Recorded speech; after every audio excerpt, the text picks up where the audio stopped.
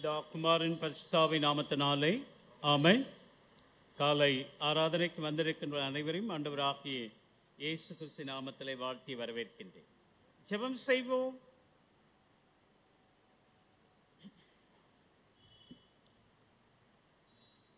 ஆதியந்தமில்லானே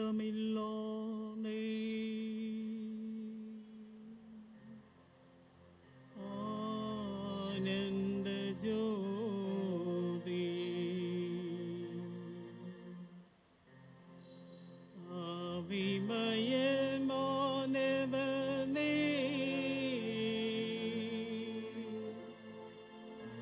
அம்மையப்பனே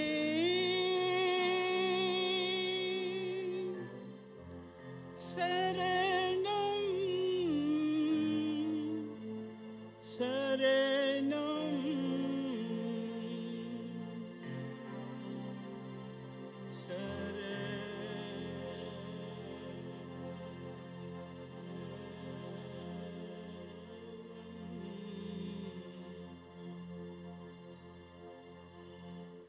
பூமியின் குடிகளே, நீங்கள் எல்லாரும் கர்த்தரை கம்பீரமாய் பாடுங்கள். ஆனந்த சத்தத்தோடு அவர் சன்னதி முன் வாருங்கள். நானே கடவுள் என்று அறியுங்கள். நம்மை உண்டாக்கின கர்த்தருக்கு முன்பாக நாம் பணிந்து குனிந்து முழங்கால் படியிட கடவும் வாருங்கள் என்று சொல்லி சங்கீதக்காரனது அழைப்பை ஏற்றவர்களாய் கர்த்தரை நான் எக்காலத்திலும் ஸ்தோத்தரிப்பேன், அவர் துதி எப்பொழுதும் என் வாயில் இருக்கும் என்று சொல்லி இந்த புதிய நாளில், வாரத்தின் முதல் நாளில் ஆண்டவருடைய திரு சன்னிதானத்தில் ஓடோடி வந்திருக்கின்ற நமது அடியவர்கள் ஒவ்வொருவருக்காக உள்ளத்தின் ஆழத்தினும் நமக்கு நன்றி துதை ஸ்தோத்திரங்களை ஏறெடுக்கின்றோம். இந்த ஆராதனையில் ஆசீர்வதித்து தாரும். துவக்கு முதல் முடிவு பறிந்த பிரசன்னம் தங்கி இருக்கட்டும். வர தடைப்பட்டிருக்கின்றவர்களுக்காக வேண்டி நிற்கின்றோம். வருகின்ற காலங்களில் நீர் அவர்களை கொண்டு வந்து சேரும். உம்முடைய நாமம் மாத்திரமே மகிமைப்படட்டும். இயேசு ஜெபம் கேட்கும் நல்ல பிதாவே, ஆமென்.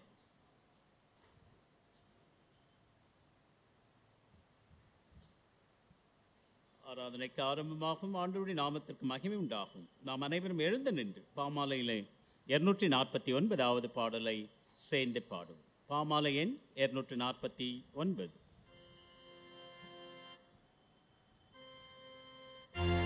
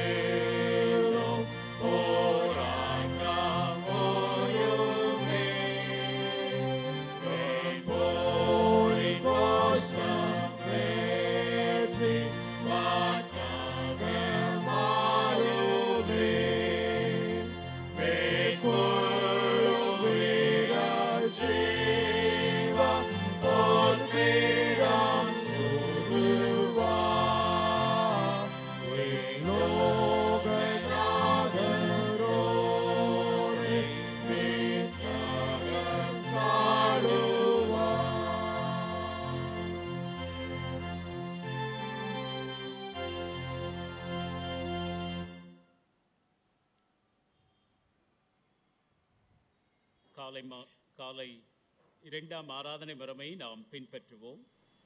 நாம் கடவுளை தொழுவோம். கடவுள் ஆவியாயிருக்கிறார். அவரை தொழுது கொள்ள ஆவியோடும் உண்மையோடும் அவரை தொழுது கொள்ள வேண்டும். நம்முடைய பிதாவாகிய கடவுளாலும் கர்த்தராகிய இயேசு கிறிஸ்துவினாலும் உங்களுக்கு கிருபையும் சமாதானம் உண்டாவதாக. இது கர்த்தர் உண்டு பண்ணின நாள். இதிலே களி கூர்ந்து மகிழக் கடவோம். ஆண்டவரே, எங்கள் உதடுகளை திறந்தருளும். பிதாவுக்கும் குமாரனுக்கும் பரிசுத்த ஆவிக்கும் மகிமை உண்டாவதாக. திரியேக கடவுளை போற்றுவோம். சேனைகளின் கடவுளாகிய கர்த்தரே, நீர் பரிசுத்தர் பரிசுத்தர் பரிசுத்தர். வானமும் பூமியும் மகிமையால் நிறைந்திருக்கின்றன. உன்னதத்திலே ஓசன்னா.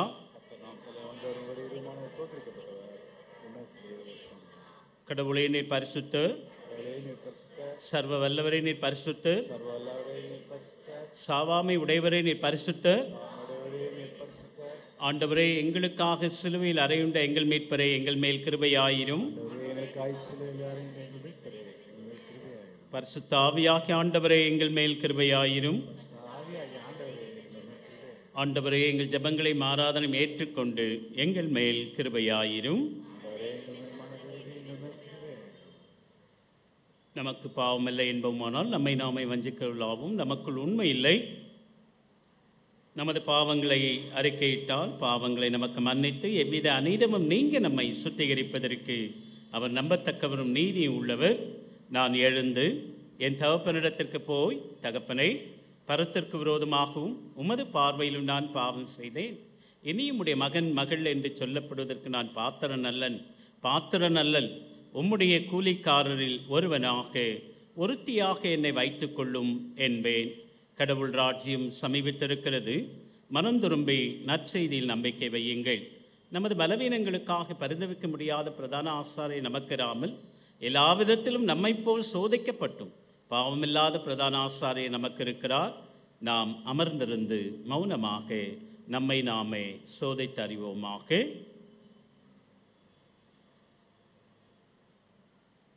சர்வ வல்லமையுள்ள கடவுளிடத்தில் நாம் நமது பாவங்களை முதலாவது பாவ அறிக்கை ஜபத்தோடு கூட சேர்ந்து நாம் அறிக்கை செய்வோம்.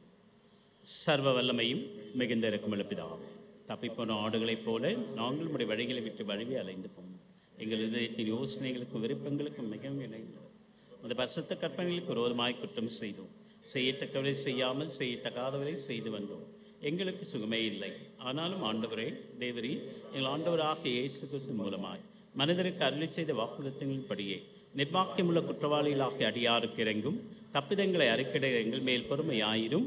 பாவத்தின் நிமித்தம் துக்கப்படுகளை சீர்படுத்தும். மிக விரைக்குள்ள பிதாவே, உடைய பரிசுத்த நாமத்துக்கு மகிமையுண்டாகும்படி நாங்கள் இனி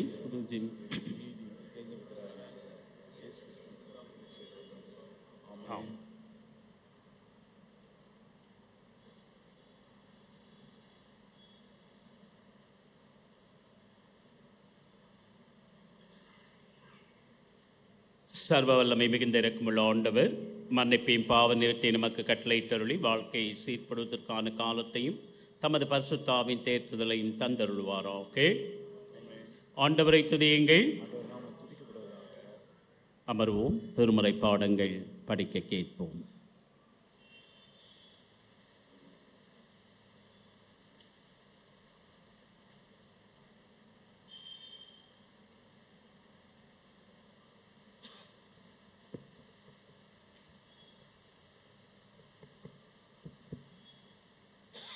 வாசிக்க தெரிந்து கொள்ளப்பட்ட முதலாம் வேத பாடம் ஆதியாகமம் 39ஆம் அதிகாரம் வசனங்கள் 1 முதல் 23 முடிய. ஆதியாகமம் 39ஆம் அதிகாரம் வசனங்கள் 1 முதல் 23 முடிய. யோசேப்பு எகிப்துக்கு கொண்டு போகப்பட்டான். பார்வோனுடைய பிரதானியும் தலையாரிகளுக்கு அதிபதியுமாகிய போத்திபார் என்னும் எகிப்து தேசத்தான் அவனை அவ்விடத்துக்கு கொண்டு வந்த இஸ்மவேலரிடத்தில் விலைக்கு வாங்கினான். கர்த்தர் யோசேப்போடு இருந்தார். அவன் காரிய சித்தி உள்ளவனானான். அவன் எகிப்தியனாகிய தன் எஜமானுடைய வீட்டிலே இருந்தான். கர்த்தர் அவனோடு இருக்கிறார் என்றும் அவன் செய்கிற யாவையும் கர்த்தர் வாய்க்க பண்ணுகிறார் என்றும் அவன் எஜமான் கண்டு யோசேப்பினிடத்தில் தயவு வைத்து அவனை தனக்கு ஊழியக்காரனும் தன் வீட்டுக்கு விசாரணைக்காரனுமாக்கி தனக்கு உண்டான யாவற்றையும் அவன் கையில் ஒப்புவித்தான். அவனை தன் வீட்டுக்கும் தனக்கு உண்டான எல்லாவற்றிற்கும் விசாரணைக்காரனாக்கினது முதற்கொண்டு கர்த்தர் யோசேப்பின் நிமித்தம் அந்த எகிப்தியன் வீட்டை ஆசீர்வதித்தார். வீட்டிலும் வெளியிலும் அவனுக்கு உண்டானவைகள் எல்லாவற்றிலும் கர்த்தருடைய ஆசீர்வாதம் இருந்தது. ஆகையால் அவன் தனக்கு உண்டானதை எல்லாம் யோசேப்பின் கையிலே ஒப்பு கொடுத்துவிட்டு தான் புசிக்கிற போஜனம் தவிர தன்னிடத்தில் இருந்த மற்றொன்றை குறித்தும் விசாரியாதிருந்தான். யோசேப்பு அழகான ரூபமும் சௌந்தரிய முகமும் உள்ளவனாயிருந்தான். சில நாள் சென்ற பின் அவனுடைய எஜமானின் மனைவி யோசேப்பின் மேல் கண் போட்டு என்னோட சயனி என்றாள். அவனோ தன் எஜமானுடைய மனைவியின் சொல்லுக்கு இணங்காமல் அவளை நோக்கி, இதோ வீட்டிலே என்னிடத்தில் இருக்கிறவைகளில் யாதொன்றை குறித்தும் என் ஆண்டவன் விசாரியாமல் தமக்கு உண்டான எல்லாவற்றையும் என் கையில் ஒப்பித்திருக்கிறார். இந்த வீட்டிலே என்னிலும் பெரியவன் இல்லை. நீ அவருடைய மனைவியாயிருக்கிறபடியால் உன்னை தவிர வேறொன்றையும் அவர் எனக்கு விலக்கி வைக்கவில்லை. இப்படி இருக்க நான் இத்தனை பெரிய பொல்லாங்குக்கு உடன்பட்டு தேவனுக்கு விரோதமாய் பாவம் செய்வது எப்படி என்றான். அவள் நித்தம் நித்தம் யோசேப்போடே இப்படி பேசிக்கொண்டு வந்தும் அவன் அவளுடனே சயனிக்கவும் அவளுடனே இருக்கவும் சம்மதிக்கவில்லை. இப்படி இருக்கும்போது ஒரு நாள் அவன் தன் வேலையை செய்கிறதற்கு வீட்டுக்குள் போனான். வீட்டு மனிதரில் ஒருவரும் வீட்டில் இல்லை. அப்பொழுது அவள் அவனுடைய வஸ்திரத்தை பற்றி பிடித்து என்னோட சயனி என்றாள். அவனோ தன் வஸ்திரத்தை அவள் கையிலே விட்டு வெளியே ஓடி போனான். அவன் தன் வஸ்திரத்தை அவள் கையிலே விட்டு வெளியே ஓடி போனதை அவள் கண்டபோது அவள் தன் வீட்டு மனிதரை கூப்பிட்டு, பாருங்கள், எபிரேய மனுஷன் நம்மிடத்தில் சரசம் பண்ணும்படி அவனை நமக்குள் கொண்டு வந்தார். அவன் என்னோட சயனிக்கும்படி என்னிடத்தில் வந்தான். நான் மிகுந்த சத்தமிட்டு கூப்பிட்டேன். நான் சத்தமிட்டு கூப்பிடுகிறதை அவன் கேட்டு தன் வஸ்திரத்தை என்னிடத்தில் விட்டு வெளியே ஓடிப்போய் விட்டான் என்று சொன்னாள். அவனுடைய எஜமான் வீட்டுக்கு வருமளவும் அவனுடைய வஸ்திரத்தை தன்னிடத்தில் வைத்திருந்து அவனை நோக்கி, நீர் நம்மிடத்தில் கொண்டு வந்த அந்த எபிரேய வேலைக்காரன் சரசம் பண்ணும்படிக்கு என்னிடத்தில் வந்தான். அப்பொழுது நான் சத்தமிட்டு கூப்பிட்டேன். அவன் தன் வஸ்திரத்தை என்னிடத்தில் விட்டு வெளியே ஓடி போனான் என்றாள். உம்முடைய வேலைக்காரன் எனக்கு இப்படி செய்தான் என்று தன் மனைவி தன்னோட சொன்ன வார்த்தைகளை அவனுடைய எஜமான் கேட்டபோது அவனுக்கு கோபம் உண்டது. யோசேப்பின் எஜமான் அவனை பிடித்து ராஜாவின் கட்டளையால் காவலில் வைக்கப்பட்டவர்கள் இருக்கும் சிறைச்சாலையிலே அவனை ஒப்புவித்தான். அந்த சிறைச்சாலையில் அவன் இருந்தான். கர்த்தரோ யோசேப்போடு இருந்து அவன் மேல் கிருபை வைத்து சிறைச்சாலை தலைவனுடைய தயவு அவனுக்கு கிடைக்கும்படி செய்தார். சிறைச்சாலை தலைவன் சிறைச்சாலையில் வைக்கப்பட்ட யாவரையும் யோசேப்பின் கையிலே ஒப்புவித்தான். அங்கே அவர்கள் செய்வதெல்லாவற்றையும் யோசேப்பு செய்வித்தான். கர்த்தர் அவனோடு இருந்தபடினாலும் அவன் எதை செய்தானோ அதை கர்த்தர் வாய்க்க பண்ணினபடினாலும் அவன் வசமாய் இந்த யாதொன்றையும் குறித்து சிறைச்சாலை தலைவன் விசாரிக்கவில்லை. வாசிக்க தெரிந்து கொள்ளப்பட்ட திருமதி பகுதி வாசித்தாயிற்று. தேவனுக்கு முக்கியம்.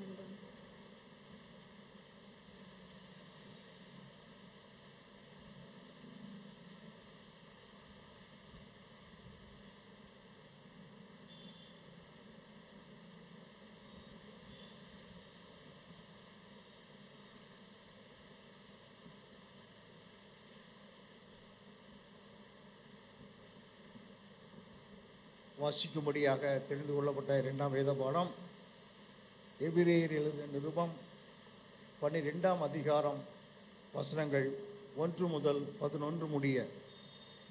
எபிரேயர் 12ஆம் அதிகாரம் வசனங்கள் 1 முதல் 11 முடிய.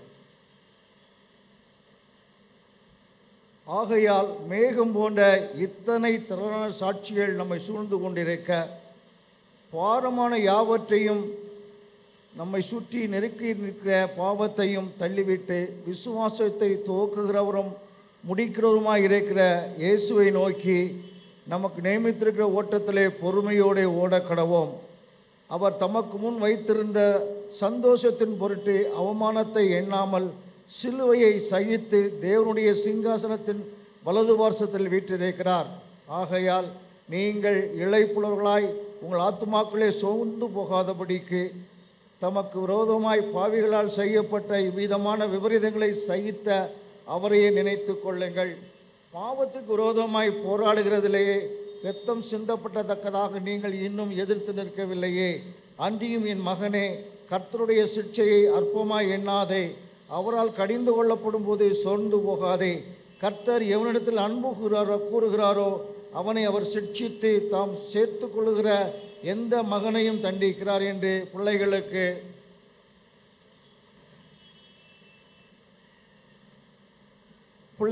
சொல்லுகிறது போல உங்களுக்கு சொல்லியிருக்கிற புத்திமதியை மறந்தீர்கள்.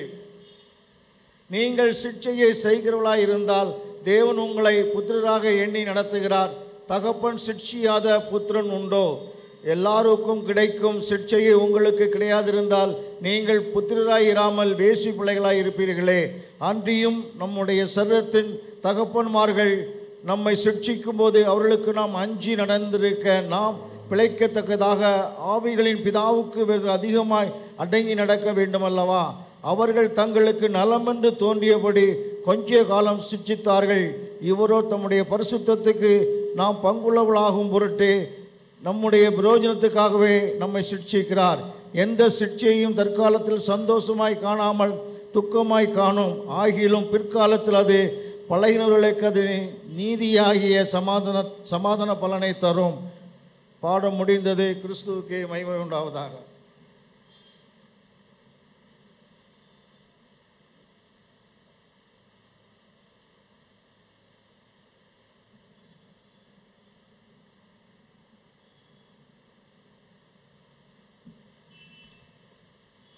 முறைமுறையாக சங்கீதம் வாசிக்க நாம் அனைவரும் எழுந்து நிற்போம். முறைமுறையாக வாசிக்கும்படியாக தெரிந்து கொள்ளப்பட்ட சங்கீதம் 17. சங்கீதம் 17. கர்த்தாவே, நியாயத்தை கேட்டருளும், என் கூப்பிடுதலை கவனியும். கபடமில்லாத உடல்களினின்று பிறக்கும் என் விண்ணப்பத்திற்கு செவிகொடும்.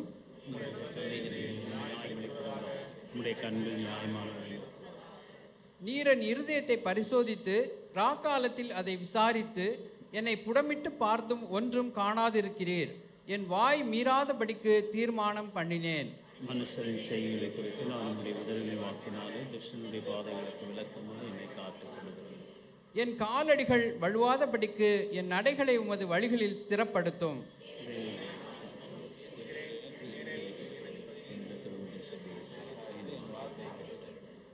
உம்மை நம்புகிறவர்களை அவர்களுக்கு விரோதமாய் எழும்புகிறவர்கள் நின்று உமது வலது கரத்தினால் தப்புவித்து ரட்சிக்கிறவரே, உம்முடைய அதிசயமான கிருபையை விளங்க பண்ணும். என்னை ஒடுக்குகிற துன்மார்க்கருக்கும் என்னை சூழ்ந்து கொள்ளுகிற என் பிராண பகைஞருக்கும் மறைவாக உம்முடைய செட்டைகளின் நிழலிலே என்னை காப்பாற்றும். நாங்கள் செல்லும் பாதைகளில் இப்பொழுது எங்களை வளைந்து கொண்டார்கள். எங்களை தரையிலே தள்ளும்படி அவர்கள் கண்கள் எங்களை நோக்கி கொண்டிருக்கிறது. காவல் உள்ள சிங்கத்துக்கும் மறைவிடங்கள் பதிவிருக்கிற பால சிங்கத்துக்கும் ஒப்பாயிருக்கிறார்கள். கர்த்தாவே, நீர் எழுந்திருந்து அவனுக்கு எதிரிட்டு அவனை மடங்கடியும். கர்த்தாவே, என் ஆத்துமாவை துன்மார்க்கனுடைய கைக்கு உம்முடைய பட்டயத்தினால் தப்புவியும். மனுஷருடைய கைக்கும் இன்மையில் தங்கள் பங்கை பெற்றிருக்கிற உலக மக்களின் கைக்கும் உம்முடைய கரத்தினால் என்னை தப்புவியும். அவர்கள் வயிற்றை கிரகத்தினால் இருப்பதில் அவர்கள் பத்திர பாக்கியத்தினால் திருப்தி அடைந்து தங்களுக்கு மீதியான பொருளை தங்கள் குழந்தைகளுக்கு வைக்கிறார்கள். அனைவரும் சேர்ந்து சொல்வோம். நானோ நீதியின் பாதையில் நீதியின் உம்முடைய முகத்தை தரிசிப்பேன். நான் விழிக்கும் போது உமது சாயலால் திருப்தியாவேன்.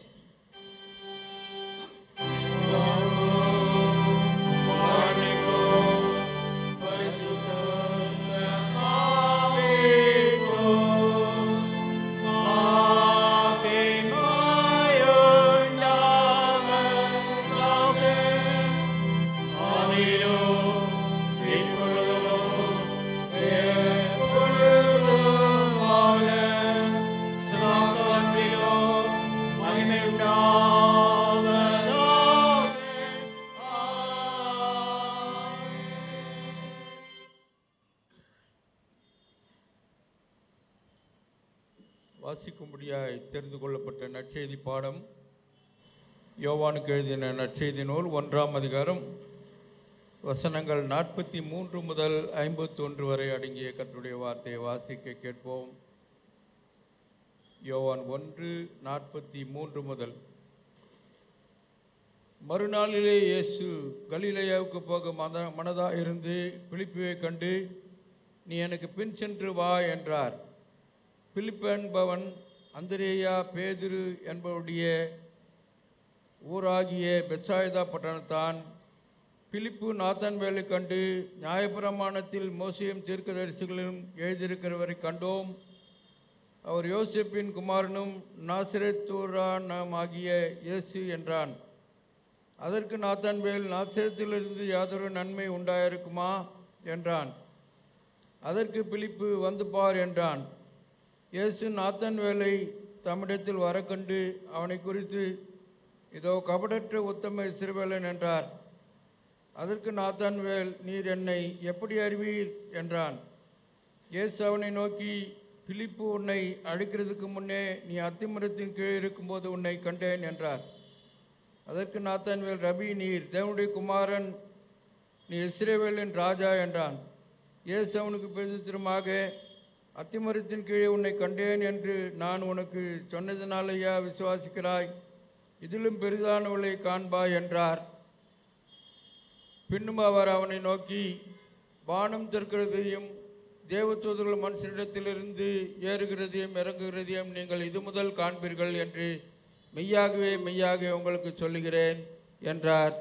வாசிக்க தெரிந்து கொள்ளப்பட்ட நற்செய்தி பகுதி வாசித்தாயிற்று. கிறிஸ்துவ மக்கள் மகிமை உண்டாவதாக.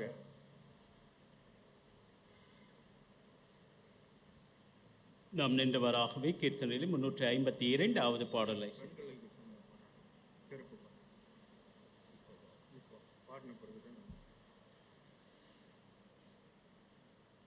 பொறுத்து கொள்ளவும்.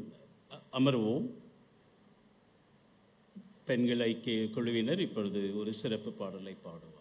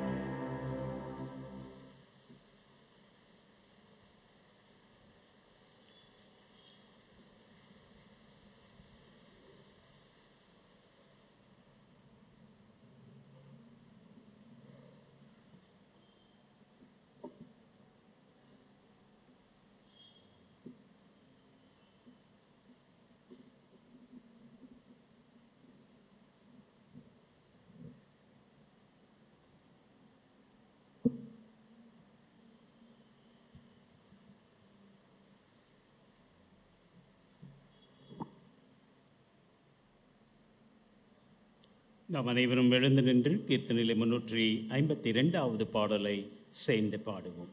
கீர்த்தனை எண் 352.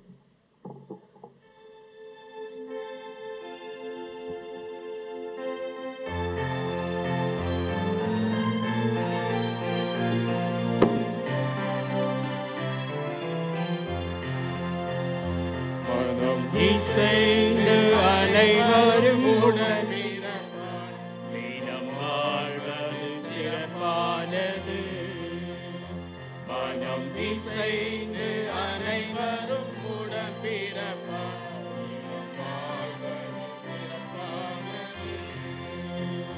நன்மையானது இன்பமானது வாழ்வினில் பேரழகு. நன்மையானது இன்பமானது வாழ்வினில் பேரழகு. மனம் இசைந்து அனைவரும் உடன் வாழ்வது சிறப்பானது. அது ஆரோனின் தலைமீது பொழிந்து அவனது தானில் அது ஆரோனின் தலைமீது பொழிந்து அவனது தாடியில் பொழிந்து அங்கியில் குறைந்து உங்களில் இணைந்து அங்கியில் குறைந்து உங்களில் இணைந்து நீர் வழிந்திடும் பரிமளம் போன்றது. இசைந்து அனைவரும் உடன்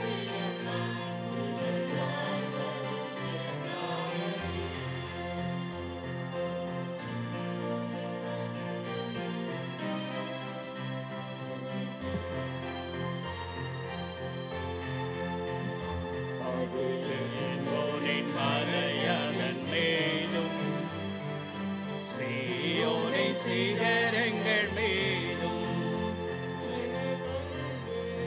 சில்லென குவிந்து மெல்லென கவிந்து சில்லென குவிந்து தினம் படர்ந்திடும் பனியினை போன்றது. மனம் இசைந்து அனைவரும் உடன் பிறப்பான் தினம் வாழ்வது சிறப்பானது.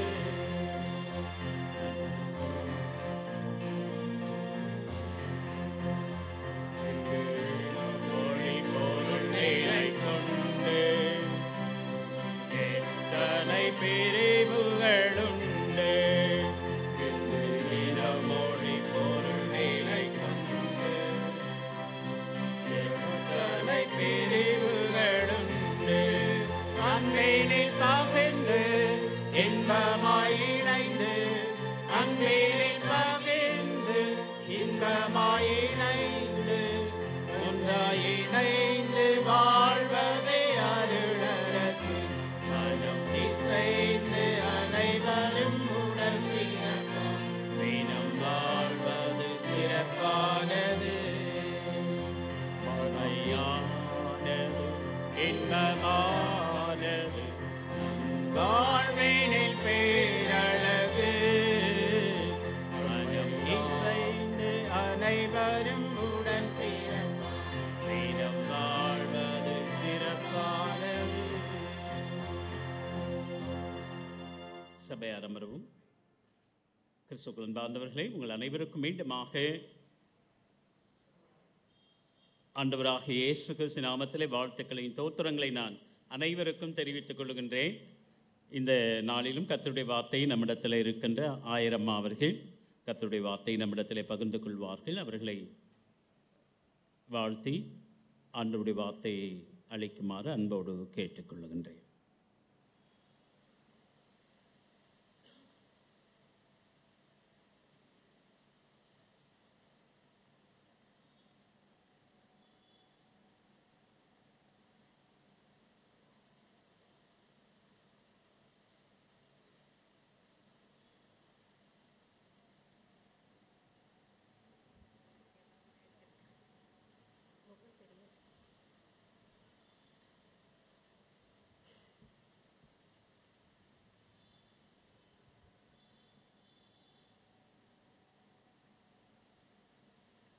இந்த மனமகிழ்ச்சியான நாளிலும் கூட உங்களோடு கூட இறைவார்த்தையை பகிர்ந்து கொடுக்க இறைவன் எனக்கு கொடுத்த வாய்ப்புக்காக முதலாவது இறைவனுக்கு நான் நன்றி சொல்லுகின்றேன்.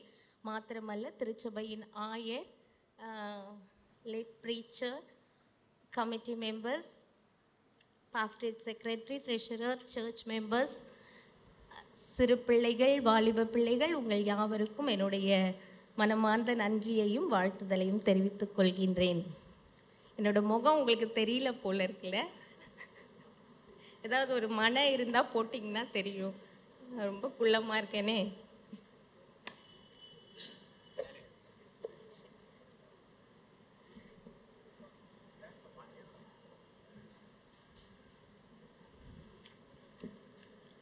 தேங்க்யூ. முடிகிற வரல ஸ்லிப் ஆகக்கூடாதுன்னு பேர் பண்ணிக்கோங்க. சரி, இறைவார்த்தைக்கு கடந்து செல்வதற்கு முன்னதாக ஒரே ஒரு கொஸ்டின் மட்டும் கேட்குறேன். தெரிஞ்சவங்க இங்கே வந்து மைக்கில் தான் சொல்லணும், அங்கெல்லாம் சொல்லக்கூடாது. யார் ஃபஸ்ட்டு வந்து அதுக்குன்னு ஓடிலாம் வந்துடாதீங்க. மிக விலை உயர்ந்த பரிசெல்லாம் இல்லை. இன்னைக்கு அதாவது சொல்லி முடித்த உடனே தான் வரணும். இன்றைக்கி நம்ம 4 பைபிள் போர்ஷன் வாசிக்க கேட்டோம் இல்லையா? அந்த 4 பைபிள் போர்ஷனுடைய அதிகாரத்தின் பெயர் எந்த அதிகாரம் மட்டும் சொன்னால் போதும். இங்கே வந்து சொல்லணும். முதல் வேத பாடம், 2வது வேத பாடம், 3வது வேத பாடம், 4வது வேத பாடம். இங்கே வரணும். 4ஐயும் அட்டஸ்ட்ரிச்சு சொல்லணும், அதிகாரமும் சொல்லணும். அம்மா இங்கே மைக் தரீங்களா? இல்லை,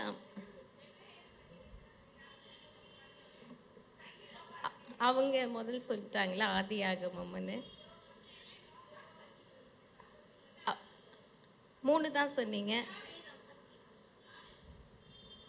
4 சொன்னீங்க.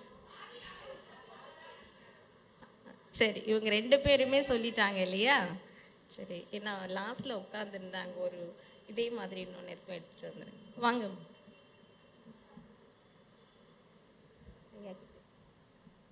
நீங்களும் வாங்க.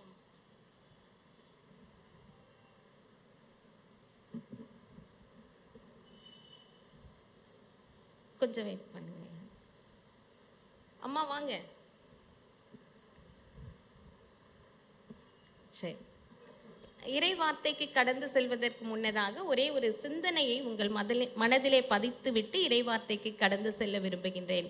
ஒரு மிகப்பெரிய நிறுவனம், அந்த நிறுவனத்தின் ஓனருக்கு வயசாகி விட்ட காரணத்தினால அவர் அந்த கம்பெனியில் வேலை செய்கிற ஒர்க்கர்ஸ் கிட்ட அவருடைய பொறுப்பை கொடுக்க போகிறாரு. அப்போ எல்லாரையும் கூப்பிட்டு இந்த கம்பெனியினுடைய தலைமை பொறுப்பை உங்களிடம் நான் ஒப்படைக்க போகின்றேன். அதற்காக உங்களுக்கு ஒரு போட்டி ஒன்று நான் வைக்க விரும்புகின்றேன். அந்த போட்டியிலே யார் வெற்றி பெறுகின்றீர்களோ அவர்களுக்கு அந்த தலைமை பொறுப்பை நான் தருகின்றேன் என்று கூறிவிட்டு சில விதைகளை எடுத்துக்கொண்டு ஒவ்வொருத்தருக்கும் ஒரு விதை கொடுத்தாராம். நான் உங்களுக்கு 1 இயர் டைம் தரேன். இந்த 1 இயர் டைமுக்குள்ளே நீங்கள் இந்த செடியாக வளர்த்து எடுத்துகிட்டு வரணும். அதுதான் உங்களுக்கு காம்படிஷன் அப்படின்னு சொன்னாராம். சரி, எல்லாரும் உற்சாகத்துடன் வாங்கி செல்கின்றார்கள். தினந்தோறும் அந்த விதையை ஒரு மண் தொட்டியிலே வைத்து நீரை ஊற்றுகின்றார்கள், உரம் போடுகின்றார்கள். எல்லாம் அழகாக முடிந்து விடுகின்றது. 1 வருடம் கழித்த பிறகு அத்தனை நபர்களும் தொட்டியை எடுத்துக்கொண்டு வருகின்றார்கள், மண் தொட்டியை. எல்லாருடைய தொட்டியும் செழிப்பாக, தொட்டியில் இருக்கின்ற விதைகள் முளைத்து செழிப்பாக வளர்ந்திருக்கின்றது. ஆனால் ஒரே ஒரு மனிதனிடம் இருக்கின்ற அந்த தொட்டியில் மாத்திரம் செடியானது முளைக்கவில்லை. அவர் மிகுந்த வெட்கத்தோடு வேதனையோடு எல்லாரும் செழிப்பாக வளர்ந்த அந்த மண் தொட்டி வைத்திருப்பவர்கள் எல்லாரும் முன்னாடி வந்து நிற்கிறாங்க. ஆனால் அவர் மட்டும் ஓரமாக பயந்து நிற்கிறாரு. அந்த ஓனர் பார்த்துட்டு, செடி வளர்ந்துருக்கிற மண் தொட்டி வச்சிருக்கிற எல்லாரும் உட்காந்துருங்க, யாரோட மண் தொட்டியில் செடி வளரலையோ அவங்க மட்டும் என்ன பண்ணுங்க, எழுந்து வாங்க அப்படின்னு சொல்கிறாராம்.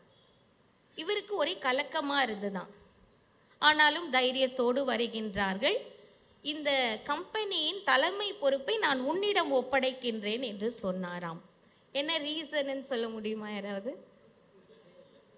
அவர் கொடுத்தது விதையே இல்லை, விதையே இல்லைன்னு சொல்றாங்க. வேற கருத்துக்கள்? ஆமா, ஐயாக்கு ஒரு கிளாப் பண்ணுங்களேன். அவர் கொடுத்த விதைகள் எல்லாம் பாயில் பண்ணி அந்த விதையை கொடுத்திருக்காரு. பாயில் பண்ண அந்த செடி முளைக்காது. அதிலே அந்த கடைசி மனிதரிடம் இருந்த அந்த குவாலிட்டி என்ன, ஆட்டிடியூட் என்ன? உண்மை, நேர்மை. அம்மா சொன்னாங்க நேர்மை. சரியா? இன்றைக்கு சென்னை பேராயம் நமக்கு ஒரு அழகான சிறந்த தலைப்பை கொடுத்திருக்கின்றது. Youth in search of meaningful life. பொருளுள்ள வாழ்வை தேடும் இளைஞர்கள். எத்தனை யங்ஸ்டர்ஸ் இருக்கீங்க? கொஞ்சம் ரைஸ் யுவர் ஹேண்ட்ஸ். யங்ஸ்டர்ஸ்னால அங்கே ஒரு பர்சன் தான் ரொம்ப நல்லா அழகாக கை தூக்குறாரு, உயர்த்தி தூக்குனார் இல்லை? யங்ஸ்டர்ஸ்னால் நல்லா உற்சாகமாக தூக்கணும்ல. எங்களை மாதிரி தாத்தா பாட்டிங்க தான் இப்படி கை வராது, கொஞ்சம் கொஞ்சமாக மேலே தூக்குவோம்ல. சரி, உங்களுக்கு எல்லாருக்கும் வாழ்த்துக்கள்.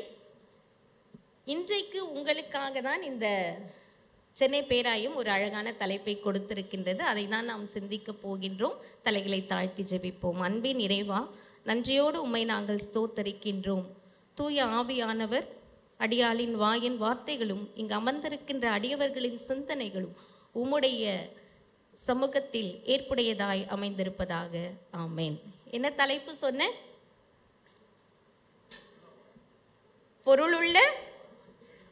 பொருளுள்ள வாழ்வை தேடும் இளைஞர்கள். இப்போ இன்னைக்கு இளைஞர்கள் யாருன்னு சொன்னால் எல்டர்ஸ் தான். ஏன்னா அவங்க தான் ஆன்சர் நல்லா போல்டாக சொல்கிறாங்க இல்லை? பொருளுள்ள வாழ்வை தேடும் இளைஞர்கள் இல்லை? Youth in search of meaningful life. முதல் வேத பகுதியில் யாரை பற்றி வாசித்தோம்? யோசேப்பை பற்றி வாசித்தோம் இல்லையா? பார்வோன் கிட்ட மெய்காப்பாளராக இருக்கின்ற அந்த படைத்தலைவன் யோசேப்பை விலை கொடுத்து வாங்கி தன்னுடைய இல்லத்திற்கு கொண்டு வருகின்றான். அவனுடைய நேர்மையை பார்க்கின்றார் இல்லையா? நேர்மை என்று சொல்லும்பொழுது அவர் என்ன காண்கின்றார் யோசேப்பிடம் என்று சொன்னால், ஆண்டவர் யோசேப்புடன் இருந்ததையும் தொட்ட காரியம் அனைத்தையும் ஆண்டவர் துலங்க செய்வார் என்ற அந்த மனப்பான்மை யோசேப்பிடம் இருந்ததை அந்த எஜமான் காண்கின்றார், அந்த மெய்காப்பாளன் காண்கின்றார். ஆகையினாலே தன்னுடைய எல்லா பொறுப்புகளையும் யோசேப்பிடம் ஒப்படைக்கின்றார். சடுதியாய் யோசேப்புக்கு ஒரு துன்பம், ஒரு துயரம், ஒரு கலக்கம் அங்கு நேரிடுகின்றது. அந்த நேரத்தில் யோசேப்பு இடம் இருந்த மனப்பான்மை என்ன அப்படின்னு சொன்னால், integrity, resisting temptation, God's faithfulness. அந்த ஒரு கடுமையான அப்டக்கிளை ஜோசப் சந்திக்கிறாரு. அந்த வேத பாடம் நீங்கள் எல்லாருமே வாசிக்க கேட்டிருப்பீங்க. அந்த நேரத்தில் யோசேப்பிடம் இருந்த 3 மனப்பான்மை. ஃபர்ஸ்ட் ஒன் என்ன? இன்டெகிரிட்டி, நேர்மை. இரண்டாவது ரெசிஸ்டிங் டெம்ப்டேஷன். அடுத்தது காட்ஸ் ஃபெய்த்ஃபுல்னஸ். இன்டெகிரிட்டின்னு சொல்லும் போது நேர்மை. நீதிமொழிகள் 11ஆம் அதிகாரம் 3ஆம் வசனம் எடுத்தவங்க வாசிங்க.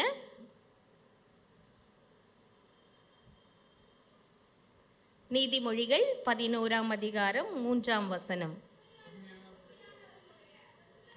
யாராவது ஒருத்தர் கொஞ்சம் சத்தமா வாசிங்க.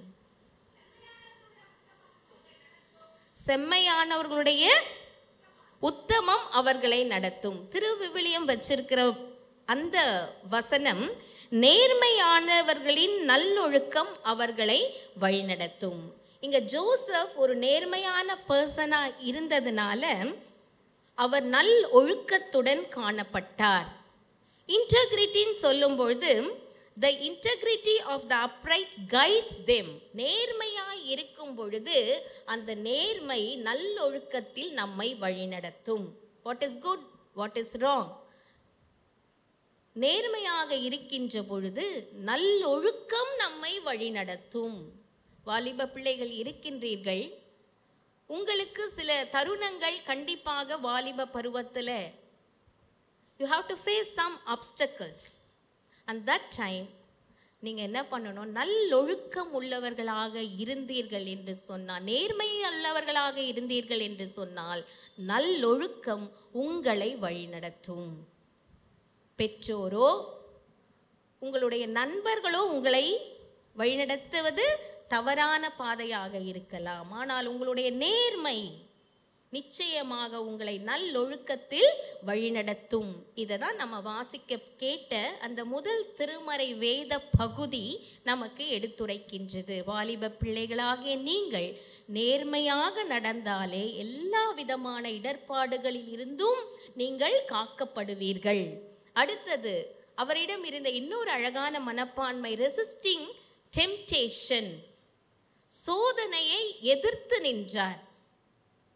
சோதனையை எதிர்த்து நின்றார். சோதனையை கண்டு ஓடிவிடவில்லை. தன் எஜமான் வருகின்ற வரை அதே இல்லத்தில் இருக்கின்றார். தவறு செய்தாதான் நான் என்ன பண்ணணும், அந்த இடத்தை விட்டு போகணும். தன் எஜமான் திரும்பி வருகின்ற வரை he was resist himself. இதே சோதனை ஏவாளுக்கு வருகின்றது. Test for eve and the test given for Eve and the test given for Joseph. அந்த பரீட்சையில் ஏவாள் என்ன பண்ணாங்க, ஃபெயில் ஆயிட்டாங்க. ஆனால் ஜோசப் பாஸ் பண்ணிட்டார். அப்போ ஏவாள் ஃபெயில் ஆனாங்க அந்த டெஸ்ட்ல? ஏன் ஃபெயில் ஆனாங்க?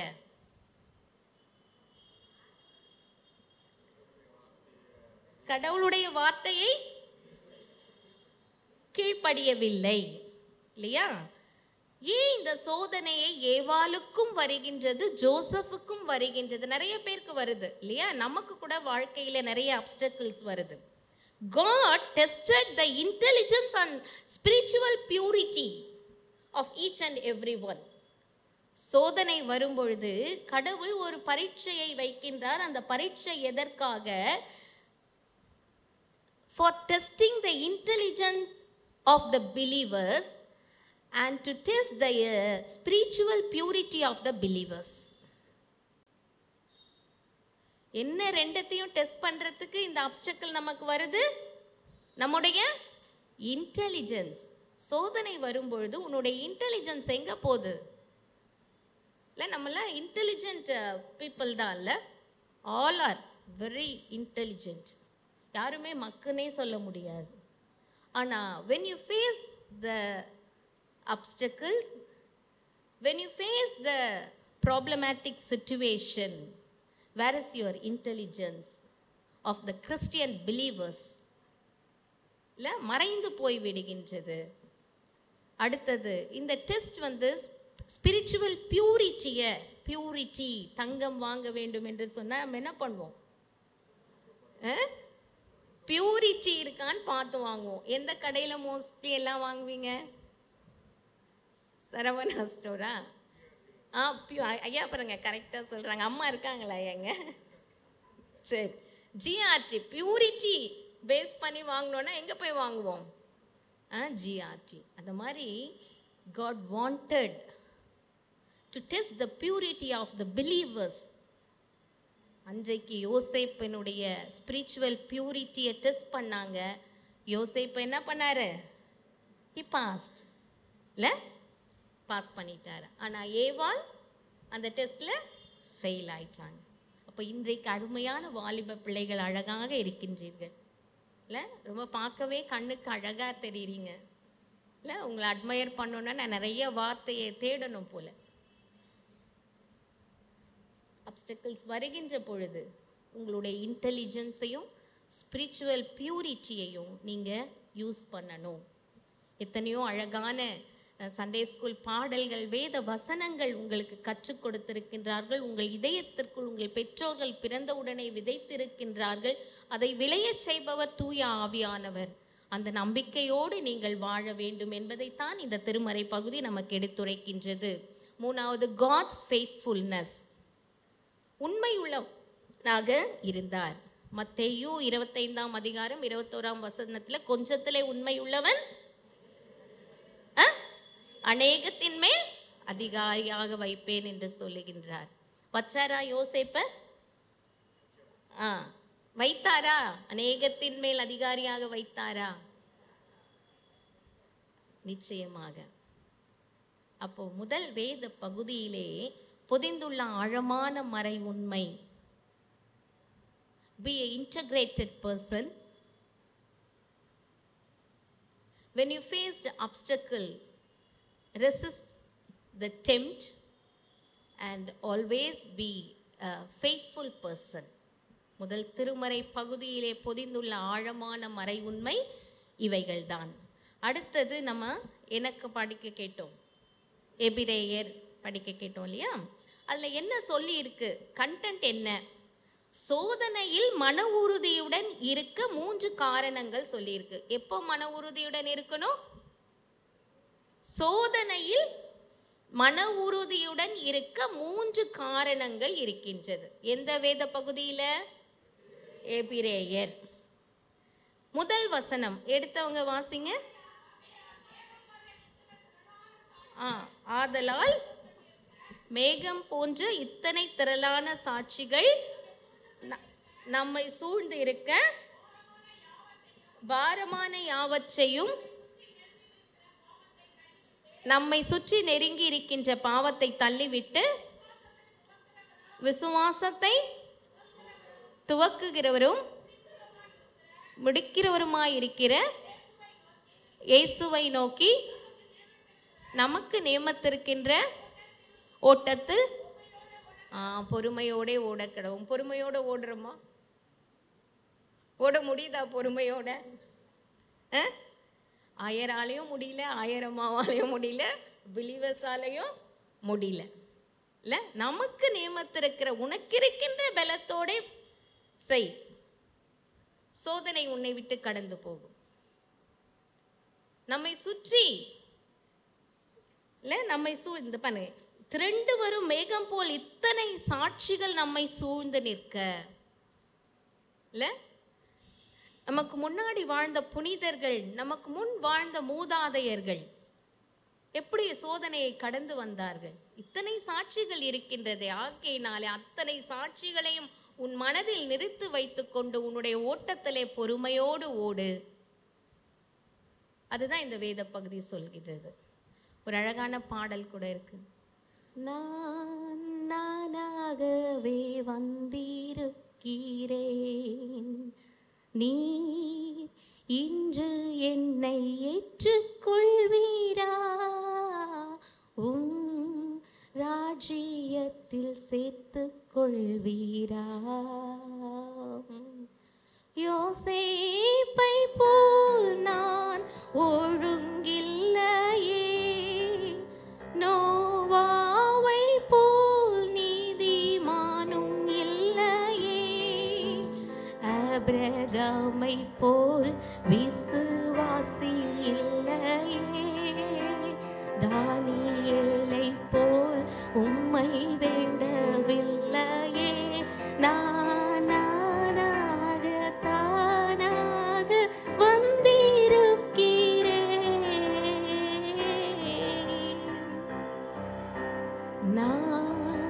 நானாகவே வந்திருக்கிறேன், பிரசன்னத்தில் வந்து நிற்கிறேன், நீர் இன்று என்னை ஏற்றுக்கொள்வீரா, ராஜ்யத்தில் சேர்த்து கொள்வீரா. மாத்தாளை போல் உம்மை நேசிக்கலையே, மரியாளை போல் உம்மை சேவிக்கலையே, எஸ்தரை போல் எதையும் செய்யவில்லையே, எலிசபெத்தின் நற்குணங்கள் என்னில் இல்லையே, நான் வீணாகி பாழாகி வந்திருக்கிறேன்,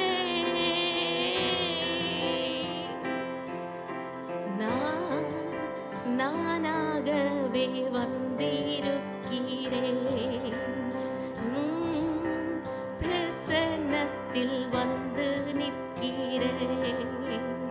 நீ இன்று என்னை ஏற்றுக்கொள்வீரா? உம் ராஜ்யத்தில் சேர்த்துக் கொள்வீரா? மேகம் போன்ற இத்தனை திரளான சாட்சிகள் நம்மிடம் இருக்க பாரமான யாவற்றையும் தள்ளிவிட்டு ஓட்டத்தை துவக்கினவரும் முடிக்கின்றவருமாயிருக்கின்ற இயேசுவை நோக்கி நம்முடைய ஓட்டத்தில் எப்படி போகணுமா? பொறுமையோடு ஓடற்கடவோம். இதை தான் இந்த 2வது திருமறை வேத பகுதி நமக்கு விளக்குகின்றது. திருப்பாடல் கேட்டோம். எந்த அதிகாரம் வாசிக்க கேட்டோம்? 17ஆம் அதிகாரம். அது தாவீதின் மன்றாட்டு. அந்த அதிகாரத்தில் வசனங்கள் 7-8 வசனங்கள் எடுத்தவங்க வாசிங்க.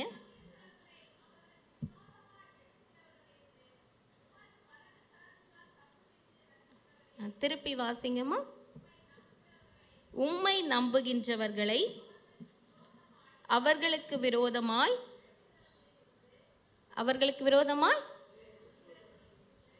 எனக்கு காதில் விழல. நான் அந்த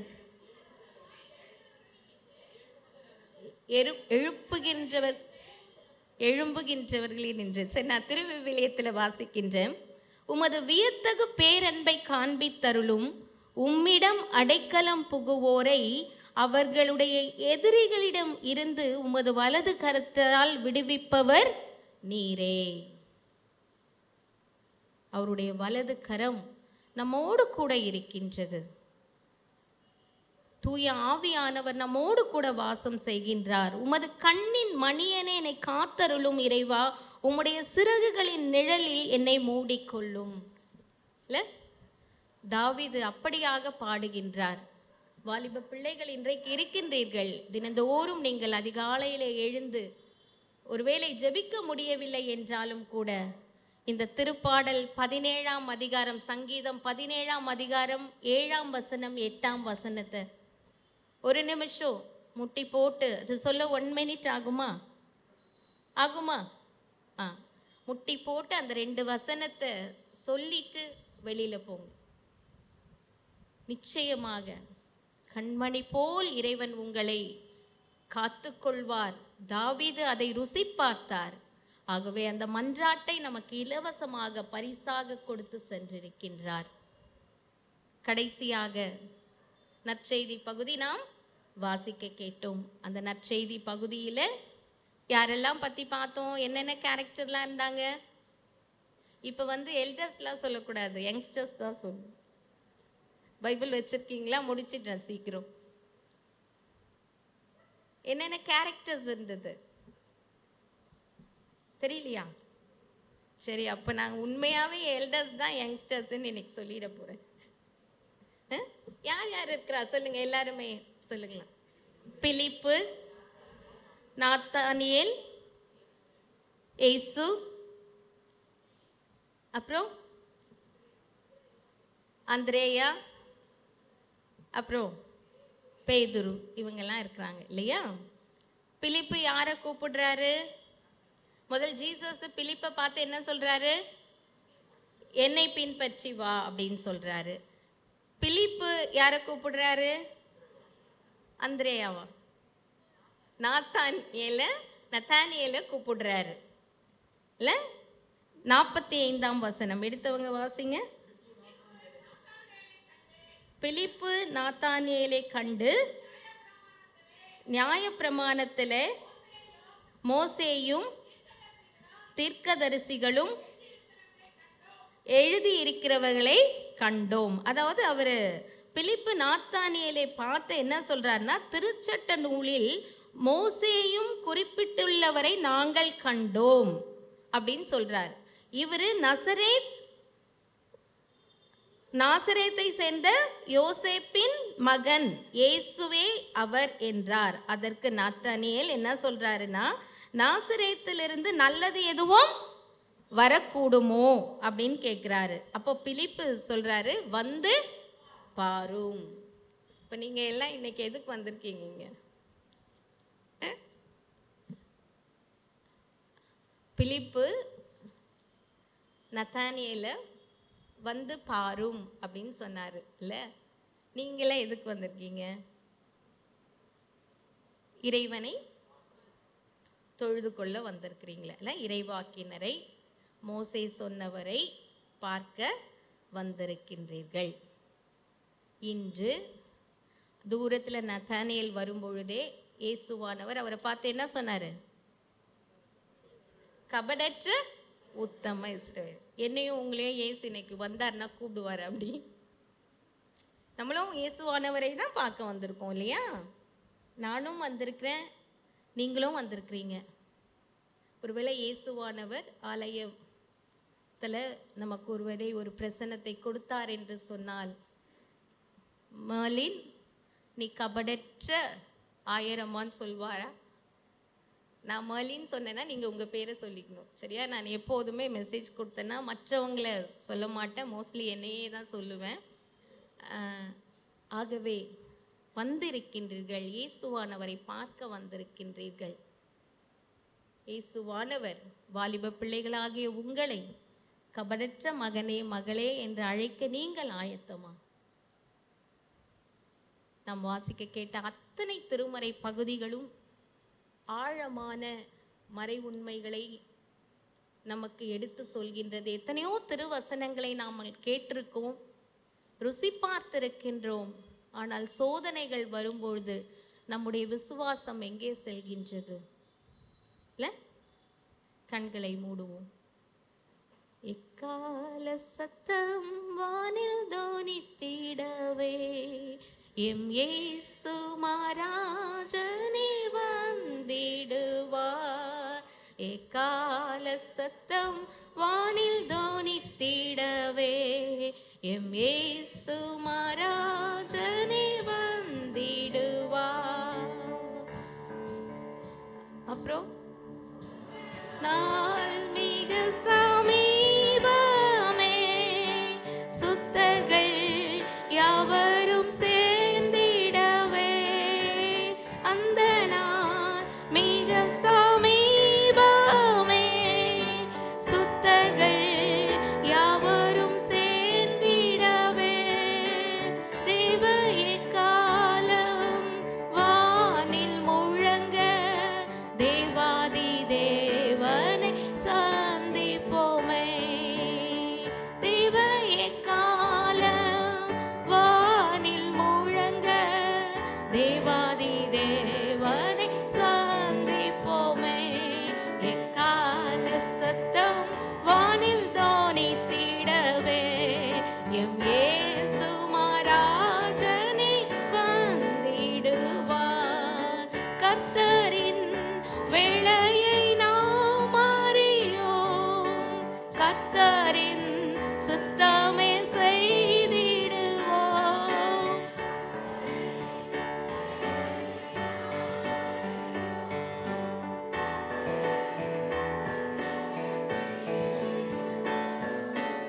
பலன்கள் யாவையும் அவரே அளிப்பார், பரமனோடென்றும் வாழ்ந்திடுவோம். பலன்கள் யாவையும் அவரே அளிப்பார், பரமனோடென்றும் வாழ்ந்திடுவோம்.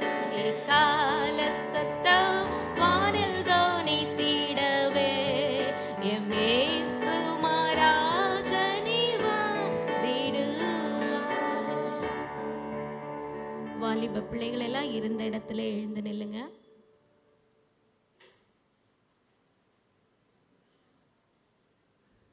காலமோ செல்லுதே, வாலிப மறையுதே, என்னமெல்லாம் வீணாகும், கல்வியெல்லாம் மண்ணாகும். மகிமையில் இயேசுவை தரிசிக்கும் நேரத்து அந்த நாள் நல்ல நாள், பாக்கிய நாள்.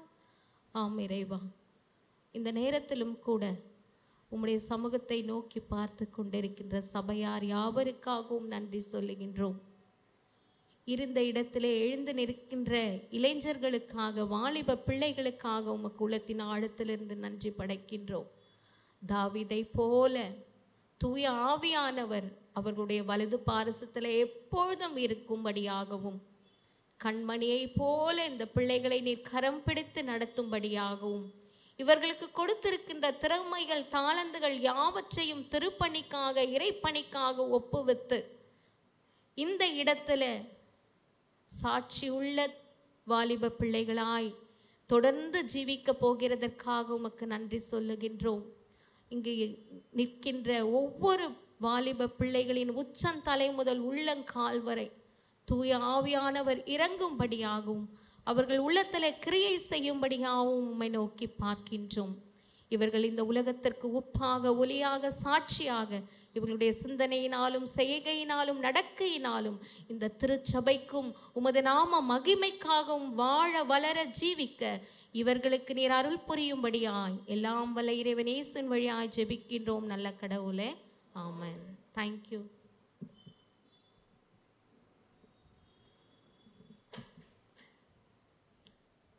கர்த்தருடைய வார்த்தையை நம்மிடத்தில் பகிர்ந்து கொண்ட ஆயிரம் அவர்களுக்கு நன்றியை நான் தெரிவித்துக் கொள்கின்றேன். கேட்ட வார்த்தையிலே நாம் நிலைத்திருக்கின்றவர்களாக எழுந்து நின்று அப்போஸ்தலர் விசுவாச பிரமாணத்தை சேர்ந்து நாம் அறிக்கை செய்வோம். வானத்தையும் பூமியும் படைத்த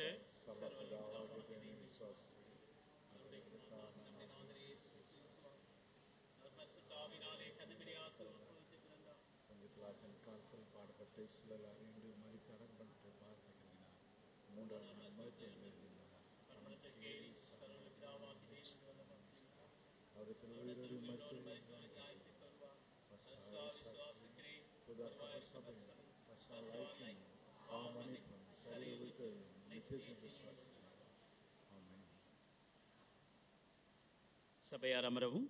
திருச்சபைக்கான அறிவிப்பினை நாம் கேட்போம்.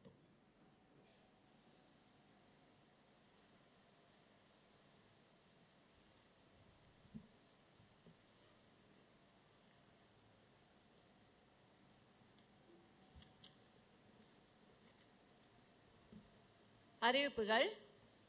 திருச்சபை மக்கள் அனைவருக்கும் இயேசு கிறிஸ்துவின் இனிய திருப்பெயரால் வாழ்த்துக்களை தெரிவித்துக் கொள்கிறோம். இன்று தேவ செய்தி அளித்த ஆயரம்மா திருமதி மோலின் ஜெபமணி அம்மா அவர்களுக்கும் திருச்சபையின் சார்பில் நன்றி தெரிவித்துக் கொள்கிறோம். இன்று ஆல்டருக்கு மலர் கொடுத்து வழங்கிய குடும்பத்தினருக்கு திருச்சபையின் சார்பில் நன்றி தெரிவித்துக் கொள்கிறோம். ஆராதனைக்கு பின் வாலிப ஐக்கிய சங்கத்தின் ஜெப கூடிகை நடைபெறும். திடவடுத்தல் வகுப்பும் நடைபெறும். இன்று மாலை 6:30 மணிக்கு பெண்கள் ஐக்கிய சங்கத்தினரால் சாட்சி பகரும் ஆராதனை நடைபெறும். 14/6/2024 வெள்ளிக்கிழமை இரவு முழு இரவு ஜெபம் நடைபெறும். திருச்சபை மக்கள் கலந்து கொள்ளும்படி கேட்டுக்கொள்ளப்படுகிறீர்கள். இன்று முதல் நம்முடைய ஆலயத்தில் ஞாயிறு பள்ளி நடைபெறுகிறது. பெற்றோர் பிள்ளைகளை அனுப்பும்படி கேட்டுக்கொள்ளப்படுகிறீர்கள். 12/6/2024 புதன்கிழமை 7 மணிக்கு ஆண்கள் ஐக்கிய சங்கத்தினரும், 14/6/2024 வெள்ளிக்கிழமை மாலை 6:30 மணிக்கு பெண்கள் ஐக்கிய சங்கத்தினரும் ஆலயத்தில் கூடி ஜெபிப்பார்கள். காணிக்கை விவரம். செய்தி. நம்முடைய ஆலயத்தின் உறுப்பினர் திரு செல்வக்கன் டேவிட் அவர்களுடைய தகப்பனார் திரு துரைராஜ் ஐயா அவர்கள் 2/6/2024 அன்று கர்த்தருக்குள் நித்திரை அடைந்தார்கள் என்பதை வருத்தத்துடன் தெரிவித்துக் கொள்கிறோம். அவர்கள் குடும்பத்தின் ஆறுதலுக்காக ஜெபிக்கும்படி கேட்டுக்கொள்ளப்படுகிறீர்கள். நம்முடைய பேராயத்தின் மிஷன் ஃபெஸ்டிவல் ஜூலை 6ஆம் தேதி நடைபெற உள்ளது. சென்ட் ஜார்ஜ் கேத்தட்ரல் ஆலயத்தில் நடைபெற உள்ளது. இதில் பாடும் போட்டி உள்ளது. விருப்பம் உள்ளவர்கள் நம்முடைய ஆயரையோ செயலர் அற்பொருளரை அணுகும்படி கேட்டுக்கொள்ளப்படுகிறீர்கள். பேராயத்தினால் ordination service CSI Saint George cathedral 30/6/2024 Sunday காலை 11 மணிக்கு நடைபெற உள்ளது. இதில் ஆயராக எடுக்க உள்ளவர்கள் Mister Alson Jebakumar, Mister R Antony Clinton, Mister M Deepak Raj, Mister Garrison S Latson, Mister A Jacob Johnson, Mister D Raja Prabhu, Mister Robinson, Mister S Santhosh, Mister S Vincent Rajkumar. இவர்களுக்காக நீங்கள் ஜெபிக்கும்படி கேட்டுக்கொள்ளப்படுகிறீர்கள். விருப்பமுள்ளவர்கள் இந்த சர்வீஸ்லையும் நீங்கள் கலந்து கொள்ளும்படி கேட்டுக்கொள்ளப்படுகிறீர்கள்.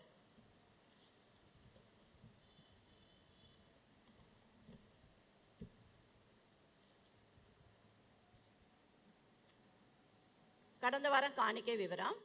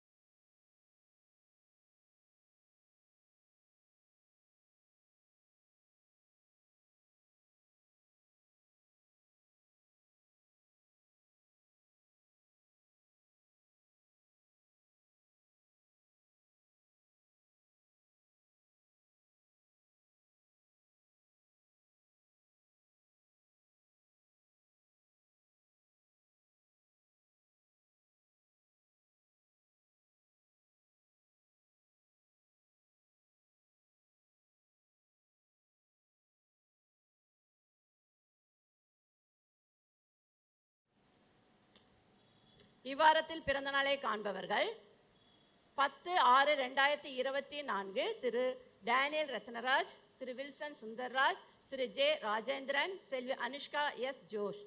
11/6/2024 செல்வி ஜானிஷ் அலிசியா, திருமதி எஸ்தர் மெக்டலின் ஷேரன், திருமதி ஆன்சி கிளாட்வின். 12/6/2024 திருமதி சாந்தா பேபி, திருமதி மர்சி ஐஸ்வர்யா, திருமதி ஃபெலிஷியா சுமங்கலா தேவி, செல்வி ஜார்ஃபினா பெட்டினா, திருமதி சூசன்னா ஷேர்லி. 13/6/2024 திருமதி விஜயராணி ஜவஹர், திருமதி மோசி மல்லிகா, திருமதி செல்வம் பெஞ்சமின். 14/6/2024 திருமதி ஜெனிதா டேவிட்சன். 15/6/2024 திருமதி பாக்கியம் டைட்டஸ்.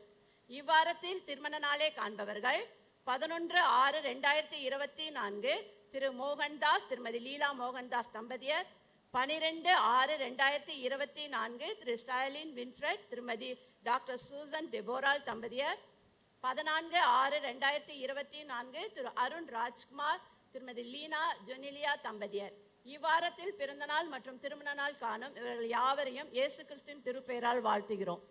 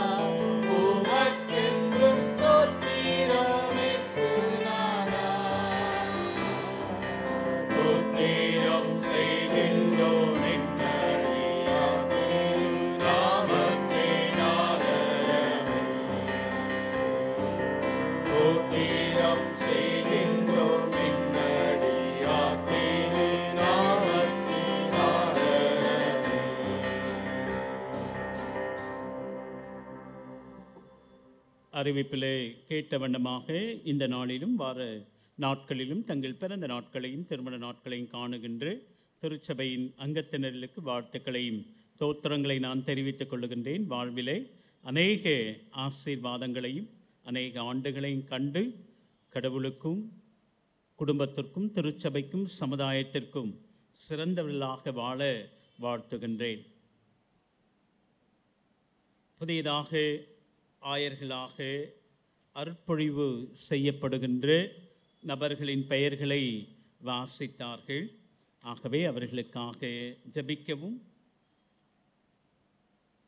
வருகின்ற 30ஆம் தேதி அன்று நடைபெற இருக்கின்ற ஆர்டினேஷன் சர்வீஸில் இந்த 9 பேரும் புதியதாக குருவானவர் பட்டம் பெற இருக்கின்றார்கள். ஆகவே இந்த மக்களுக்காக ஜெபிக்க உங்களை நான் அன்போடு கேட்டுக்கொள்கின்றேன். அது மாத்திரமல்ல, ஊழியக்காரர்கள் ஒவ்வொருவருக்காகவும் இறைவனுடைய சமூகத்திலே நாம் எப்பொழுதும் வேண்டிக்கொள்ள நாம் கடமைப்பட்டிருக்கின்றோம். மிஷன் ஃபெஸ்டிவலை குறித்த காம்படிஷன் பாடல் பாடுகின்றவர்கள் குரூப்பாக Sunday school, youth, women's fellowship, men fellowship என்று குறைந்தது 5 முதல் 12 வரை நபர்கள் ஒவ்வொரு குரூப்லேயும். சண்டே ஸ்கூல்னால் 12 பிள்ளைகள், 5 பிள்ளைகள் முதல் 12 பிள்ளைகள் என்று, அதே போல் ஆண்கள், பெண்கள், வாலிபர்கள் என்று குறைந்தது மினிமம் 5 மேக்சிமம் 12 என்று போடப்பட்டிருக்கின்றது. ஆகவே இதற்கான பயிற்சிகளை பெற அன்போடு கேட்டுக்கொள்ளுகின்றேன். ஏதாவது ஒரு கீர்த்தனையில் ஏதாவது ஒரு பாடலை நீங்கள் தெரிவு செய்து அந்த பாடலை பாட உங்களை அன்போடு கேட்டுக்கொள்ளுகின்றேன். அதே போல் மனன வசனங்களும் சொல்லப்பட்டிருக்கின்றது. அந்தந்த குரூப்புக்கு இந்த அறிவிப்புகளான அனுப்பியிருக்கின்றேன். ஆகவே அந்தந்த குரூப்பில் இருக்கிறவங்க செயலர், பொருளர் அவர்கள் இதை குறித்த விளக்கத்தை உங்களுக்கு சொல்லுவார்கள். அதை நீங்கள் படித்து 36லேருந்து 50 வயது வரை இருக்கின்றவர்களுக்கு கூட, 51 முதல் 70 80 வயது இருக்கிறவர்களுக்கு கூட அவர்களுக்கான மனன வசனங்கள் போடப்பட்டிருக்கின்றது. ஆகவே படிக்க ஆர்வம் இருக்கின்றவர்கள் இந்த போட்டியிலே கலந்து கொள்ள அன்போடு கேட்டுக்கொள்ளுகின்றேன். 51 வயது முதல் என்று தீத்து 2ஆம் அதிகாரம் 1 முதல் 15 வசனம் 51 வயசுலேருந்து 36லேருந்து 50 வயசு வரைக்கும் 1 தீமோத்தேயு 1ஆம் அதிகாரம் 3வது வசனம் தொடங்கி 2ஆம் அதிகாரம் 1 முதல் 15 வசனங்கள் முடிய 33 வசனம் இதை போடப்பட்டிருக்கின்ற. 21 முதல் 35 வயது இருக்கணும். யாக்கோபு 1-2 அதிகாரம் 53 வசனம். 17 முதல் 20 வயது இருக்கிறவங்க மத்தேயு எழுதின நற்செய்தி நூல் 6ஆம் அதிகாரம் 1 முதல் 34 வசனம். பிறகு 7ஆம் அதிகாரம் 1 முதல் 6 வசனம், 40 வசனம் அவங்களுக்கு. ஆகவே இதில் ஆர்வமுள்ளவர்கள் ஆண்டவரது வார்த்தைகளை வாழ்வாக்கி கொள்ளுவதற்கு இது மிக உறுதுணையாக இருக்கும். ஆகவே பிள்ளைகளும் பெரியோர்களும் சகோதரிகள் சகோதரர்கள் இந்த மனன வசனங்களை படித்து கொள்ள அன்போடு நான் கேட்டுக்கொள்ளுகின்றேன். நாம் அனைவரும் எழுந்து நின்று கீர்த்தனையிலே 333வது பாடலை பாடுவோம். எங்கும் புகழ் இயேசு ராஜனுக்கே என்ற பாடலை பாடுவோம். அப்பொழுது நம்மை நம்முடைய காணிக்கைகளையும் கடவுளுக்கென்று நாம் படைப்போம்.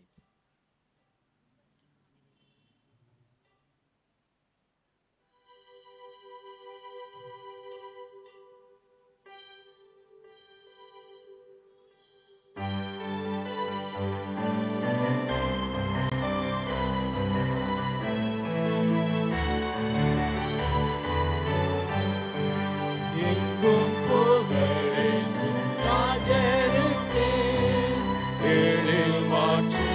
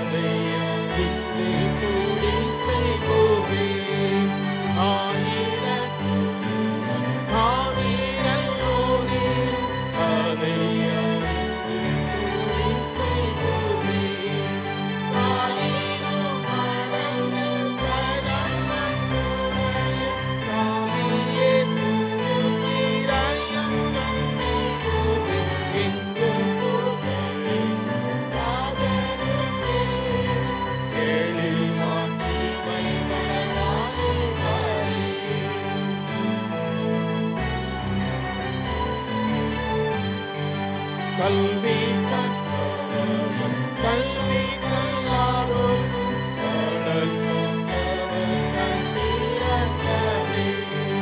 கல்வி கற்றவன் கல்வி கல்லாதோர் கடல் போன்றவர் கண்டிரக்கவே. கல்வழியானரும் பாதை தப்பேனோடு பறிந்து திரும்ப நீதம் மாற்றேடுவேன் எங்கும் புகழி ராஜனுக்கே. எழில் மாட்சி வைவள வாலிபரே.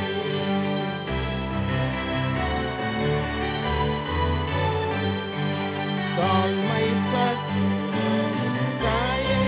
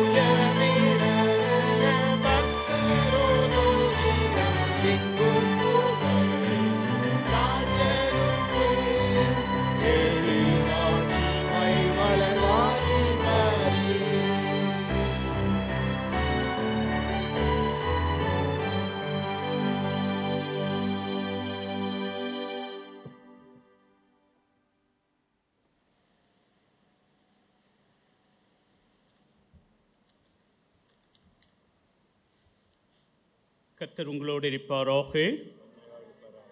ஜெபம் செய்வோம். கர்த்தாவே எங்களுக்கு இறங்கும், கர்த்தாவே எங்களுக்கு இறங்கும். பரமனுக்கு எங்கள் பிதாவே, உம்முடைய நாமம் பரிசுத்தப்படுவதா, உம்முடைய ராஜ்யம் வருவதா, உம்முடைய சித்தம் பரமண்டலத்திலே செய்யப்படுவது போல பூமியிலேயும் செய்யப்படுவதா. அன்று வேண்டிய அப்பத்தை எங்களுக்கு தார். எங்களுக்கு விரோதமாய் குற்றம் செய்வதற்கு நாங்கள் மன்னிக்கிறது போல எங்கள் குற்றங்கள் எங்களுக்கு மன்னி. எங்களை சோதனைக்கு பிரவேசிக்கப்படாமல் தீமை ராஜ்யம் வல்லமை மகிமை என்று ஆண்டவரை உமது இரக்கத்தை எங்களுக்கு காண்பியும். ஆண்டவரை எங்களை ஆளுபவர்களை வழிநடத்தும். உம்முடைய பணிவிடைக்காரருக்கு நீதியை தருப்பியும். ஆண்டவரை உமது ஜனத்தை ரட்சியும். ஆண்டவரை எங்கள் காலத்தில் சமாதானத்தை தந்தருளும். கடவுளை எங்கள் இருதயங்களை சுத்திகரியும். சமாதானத்திற்காகவும் தெய்வ கிருபைக்காகவும் நாம் ஜெபம் செய்வோம். சகல பரிசுத்த விருப்பங்களுக்கும், சகல நல்ல ஆலோசனைகளுக்கும், சகல நீதியான கிரியைகளுக்காரராகி கடவுளை உலகம் தரக்கூடாத சமாதானத்தை மது அடியார்களாக எங்களுக்கு தந்தருளும். நாங்களும் மது கற்பனைகளுக்கு கீழ்ப்பணிந்து நடக்க மன உற்சாகம் உள்ளவர்களாயிருந்து சத்துருக்கள் பயமில்லாமல் உம்மாலே காக்கப்பட்டு ஆறுதலோடும் அமைதலோடும் எங்கள் ஜீவ காலத்தை போக்குவதற்கு எங்கள் இரட்சகர் இயேசு கிறிஸ்துவின் புண்ணிய நிமித்தம் கிருபை செய்தருளும். தேவ கிருபைக்காக ஜெபம் செய்வோம். சர்வநித்திய கடவுளே, இந்நாள் வரையும் எங்களை சுகமாய் நடத்தி வந்த எங்கள் பரமபிதாவாக்கி ஆண்டவரே, இந்நாளிலும் அது மிகுந்த வல்லமையால் எங்களை காப்பாற்று. நாங்கள் யாதொரு பாவத்துக்கு உட்படாமல் எவ்விதமான மோசத்தில் அகப்படாமல் உமது பார்வைக்கு நீதியாக இருக்கிற எப்பொழுதும் செய்கிறதுக்கு நாங்கள் செய்கிற எல்லாவற்றையும் உடைய ஆளுகையினாலே நடத்திட வேண்டும் என்று எங்கள் ஆண்டவர் இயேசு கிறிஸ்துவின் மூலமாய் வேண்டிக் கொள்ளுகிறோம். ஆமென்.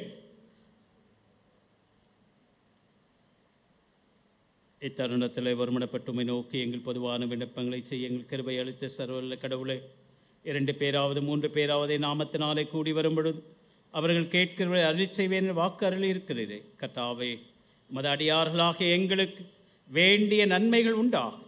எங்கள் விருப்பங்களை வேண்டுதல்களை இப்பொழுது நிறைவேற்று. இம்மையிலே உம்முடைய சத்தியத்தை அறிகிற அறிவை, மறுமையிலே நித்திய ஜீவனை எங்களுக்கு கட்டளையிட்டருளும். ஆமென். ஜெபம் செய்வோம்.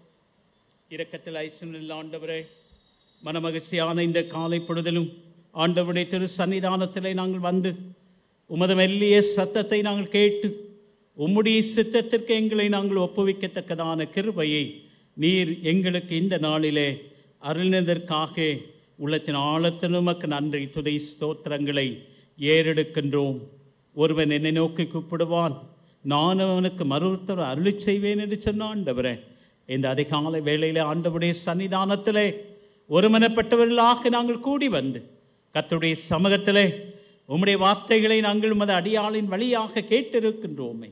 ஒவ்வொரு வார்த்தைகளும் எங்கள் வாழ்விற்கு புதிதும் ஜீவனுமாய் 60 100 பலன் பெறத்தக்கதாக வானத்தின் பலனை திறந்து இடங்கொள்ளாமற் போக மட்டும் வர்த்திக்க பண்ணுவேன் சொன்ன ஆண்டவர், உமது மக்களை அப்படியாய் நீர் வர்த்திக்க பண்ணும்படியாக கொடுங்கள், அப்பொழுது உங்களுக்கு கொடுக்கப்படும் வேத வாக்கின்படி ஆலய பிரகாரங்களுக்கென்று ஊழியத்திற்கென்றும் ஊழியக்காரர்களுக்கென்றும் ஆண்டவரை இவர்கள் கொடுத்திருக்கின்ற ஒவ்வொரு காணிக்கைகளையும் நீர் அபரிதமாய் நீர் ஆசீர்வதித்து உன் பெயரை நான் பெருமைப்படுத்துவேன் என்று சொல்லி நீ வருகையிலும் போகையிலும் ஆசீர்வதிக்கப்பட்டிருப்பாய் என்கின்ற ஆசீர்வாதமான வாக்குத்தத்தங்களை முழுமையாக்கிக் கொண்டு இந்த உலகத்திற்குள்ளே உப்பாக ஒளியாக வாழ ஒவ்வொருவரையும் எடுத்து பயன்படுத்தும் திருச்சபையின் நலனிலே அக்கறை செலுத்தி ஒவ்வொரு நாளும் ஆண்டவருடைய சன்னிதானத்தில் வந்து முழங்கால் படியிட்டு தேவரீர் செய்த எல்லா உபகாரங்களுக்காக நாங்கள் எண்ணத்தை செலுத்துவோம் என்று சொல்லி நன்றி துதி ஸ்தோத்திரங்களை செலுத்தி வருகின்ற ஒவ்வொரு தனிநபர்களுக்காக, குடும்பங்களுக்காக, ஐக்கிய குழுவினருக்காக ஆண்டவரே நாங்கள் நன்றி செலுத்துகின்றோம். தொடர்ந்து எடுத்து பயன்படுத்தும் அப்பா. இந்த பகுதிகளிலே இருக்கின்ற எல்லா மக்களுக்கும் இந்த இல்லம் சாட்சியின் இல்லமாக, இந்த இல்லத்திலே வருகின்றவர்களும் போகின்றவர்களும் ஆசீர்வதிக்கப்பட்ட மக்களாக சந்தோஷத்தையும் சமாதானத்தையும் பெற்றவர்களாய் கடந்து போவதை நீர் அறிவீர் ஆண்டவரே. இந்த நாளிலும் உம்முடைய சமூகத்திலே கூடி வந்த ஒவ்வொரு சிறியோர் முதல் பெரியோர் வரை தனித்தனியாய் பெயர் பெயராய் குடும்பம் குடும்பமாக நீர் ஆசீர்வதித்து அவரவர் செய்கின்ற பணிகளை நீர் ஆசீர்வதித்து அவருடைய கையின் பிரயாசங்களை நீர் ஆசீர்வதித்தீர. சொற்பமான வருமானத்திலும் கூட பெருக்கமான ஆசீர்வாதத்தை நீர் ஒவ்வொருவருக்கும் கட்டளையிடும்படியாக இந்த வேளையிலே நாங்கள் ஜெபிக்கின்றோம் ஆண்டவரை. மத்திய மாநில அரசாங்கத்திலே பணியாற்றுகின்ற மக்களுக்காக நாங்கள் ஜெபிக்கின்றோம்.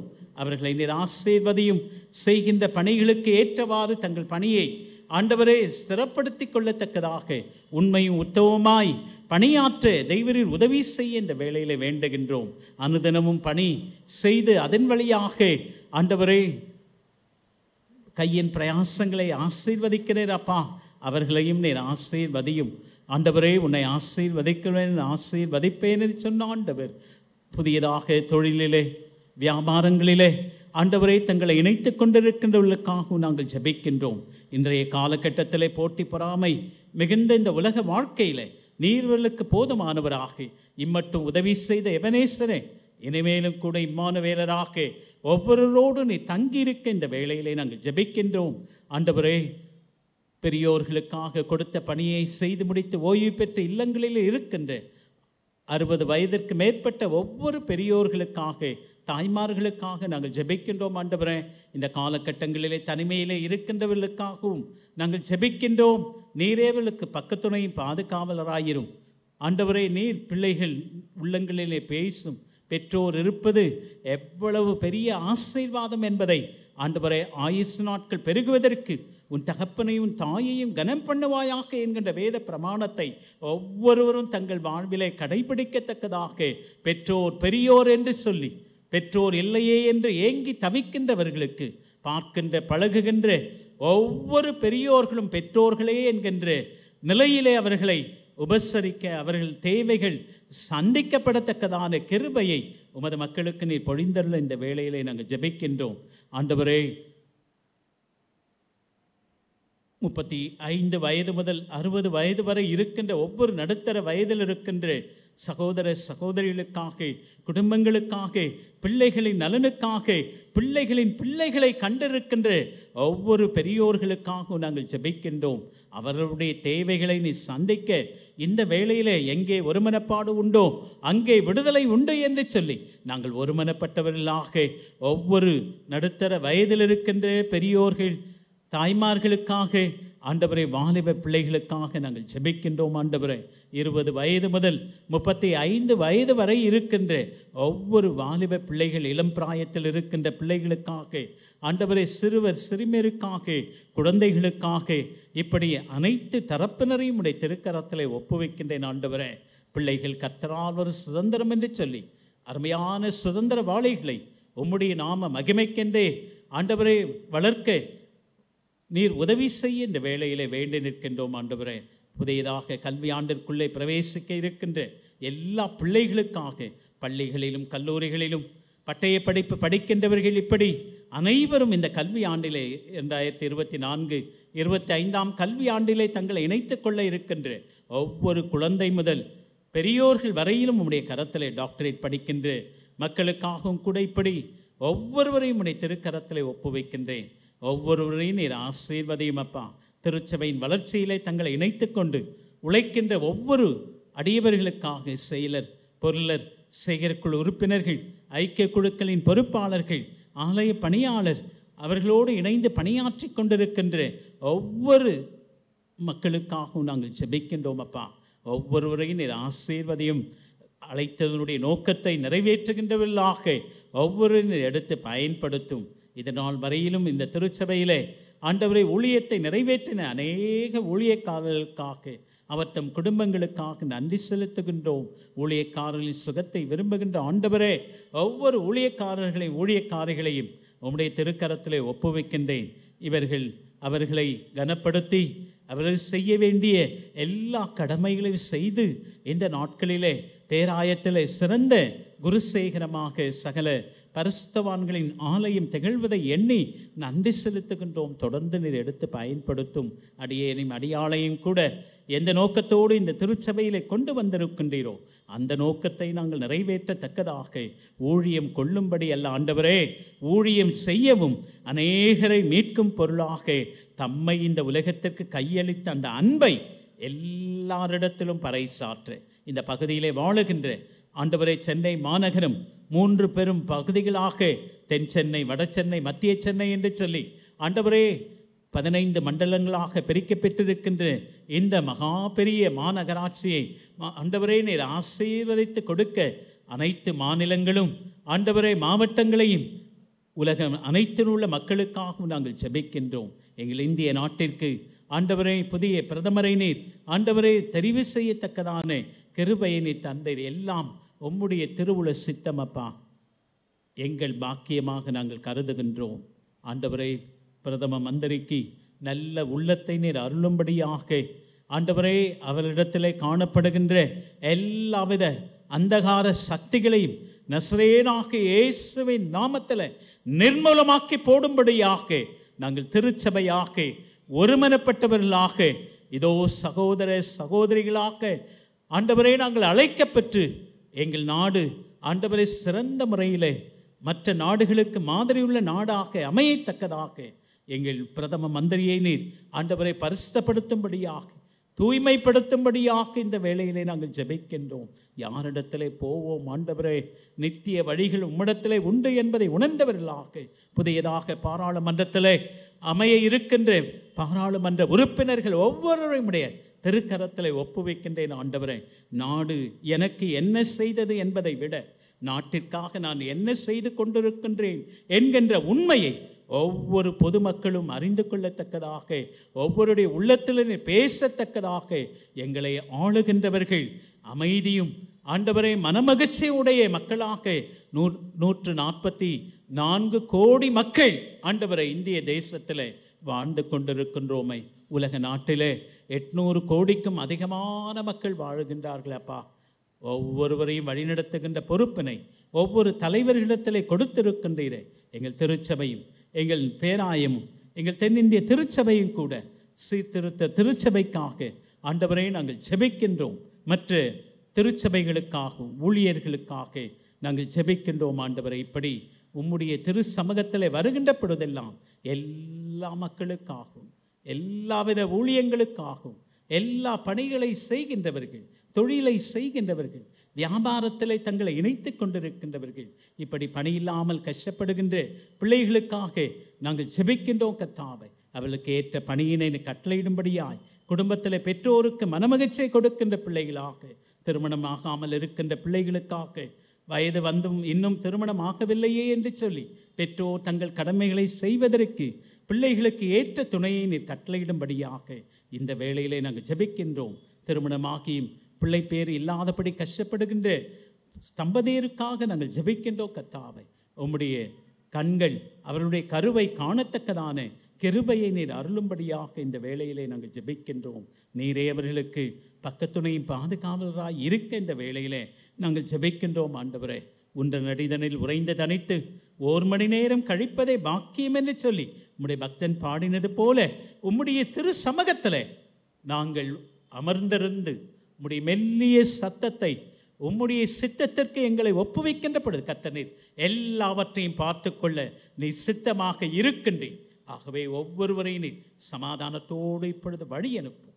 மீண்டுமாய் உம்முடைய சன்னிதானத்திலே நாங்கள் ஒன்று சேர்ந்து உமக்கு நன்றி துதி ஸ்தோத்திரங்களை ஏறெடுக்கின்றவரை உம்முடைய திவ்ய பிரசன்னம் ஆசீர்வாதம் வழிநடத்துதலும் பாதுகாப்பும் பராமரிப்பும் உமது அடியவர்கள் ஒவ்வொருவரோடும் வர தடைப்பட்டிருக்கின்ற மக்களோடு நாங்கள் வாழ்ந்து கொண்டிருக்கின்ற பகுதியிலே வாழுகின்ற எல்லா மக்களோடும் தங்கி தாமரிக்கும்படியாய் இயேசு ஜெபம் கேட்க நல்ல பிதாவே, கர்த்தருடைய இரக்கமுள்ள கிருபைக்கும் பராமரிப்புக்கும் உங்களை ஒப்புவிக்கிறேன்.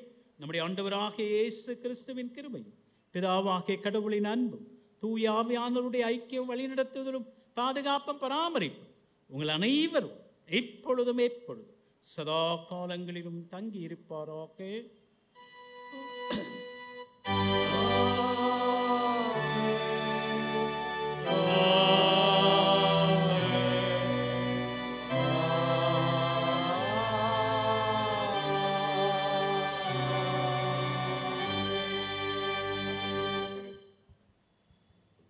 திருச்சபைக்கான ஒரு அறிவிப்பு. கடந்த காலத்திலே நம்மிடத்தில் பணியாற்றி இப்பொழுது கத்தீட்ரல் பேராலயத்திற்கு அசோசியேட்டாக சென்றிருக்கின்ற அருட்திருமதி